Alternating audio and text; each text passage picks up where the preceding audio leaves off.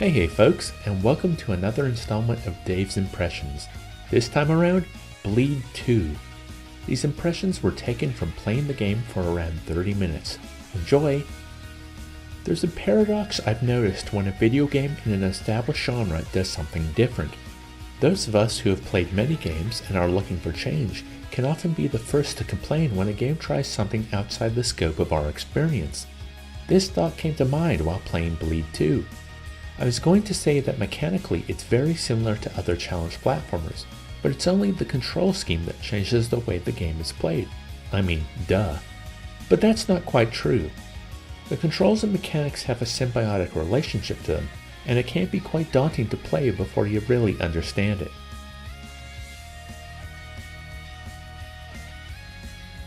I'll start by explaining the controls. You know at the start of a game how you'll test buttons to see what they do? I was baffled when I started Bleed 2. None of the face buttons were used for jumping or attacking. I thought maybe jumping was learned later, so I ran to the right. It turns out that the jump is the right trigger. You can press it consecutively too. It's also direction sensitive, so an experienced player can dash around the screen dodging with ease. By level 4 I was starting to get the hang of it. Not just the jumping, but attacking as well. Shooting your gun is done with the right analog stick, twin stick shooter style.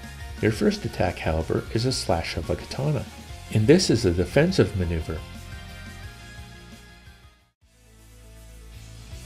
It wasn't until the second level that I figured that out. Enemies will either glow purple or shoot purple bullets at you. The katana can reflect purple projectiles. It's visually impressive and can be quite devastating to your enemy. This demonstrates one of the ways that the controls share a symbiosis with the game's mechanics. The main way this occurs though is by ranking a player's performance. By using the dash and glide jumps to avoid getting hit, and by reflecting enemy attacks every chance you get, you receive style points and a grade at the end of each level. Seeing that the control scheme is rather unorthodox, and I already mentioned how long it took me to get the hang of it, Bleed 2 definitely needs to be lenient to new players if it wants to encourage them to keep playing and to get better. Frequent checkpointing makes this a reality.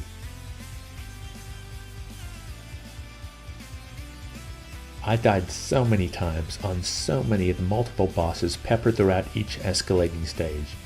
Along with positive messaging when you do die, the game pops you right at the start of the challenge you succumb to. It means that even the most frustrating fights were easy to keep butting my head at until I overcame them, and I even got a decent grade in some encounters. Oh, and I do need to mention that the frequent boss fights in ever-escalating madness are very reminiscent of the Contra series. There's even a boss fight when you're hopping from missile to missile in the air that is lifted straight out of Contra 3. I was smiling a lot during that encounter.